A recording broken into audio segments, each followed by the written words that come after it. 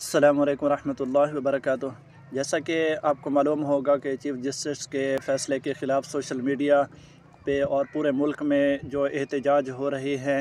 हमें इसका पूरा इल्म तो नहीं है कि फ़ैसला कैसा था, लेकिन अवामी लीडर और सियासी लीडर और इसी तरह उलमा किराम और बाकी जो भी ज़राए हैं उससे मालूम हो रहा है कि चीफ़ जस्टिस ने जो भी फ़ैसला दिया है वो गलत दिया और कादियानियों के हक़ में दिया है। तो कादियानियों से हमारा मसला क्या है, हमें क्या मसला है उनसे? तो हम उनसे कहते हैं कि भाई हमारा आपसे कोई मसला नहीं है, सिर्फ़ आप ये काम ना करें, ख़ुद को मुसलमान ना कहें, अपने मज़हब को इस्लाम ना कहें, कुरान को अपनी मजहबी किताब ना कहें, पाकिस्तान में ख़ुद को अक़लियत तस्लीम करें, अपने मज़हब की तबलीग़ के लिए कुरान व हदीस का सहारा न लें।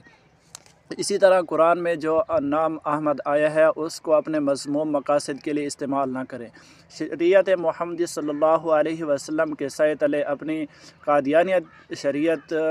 का जो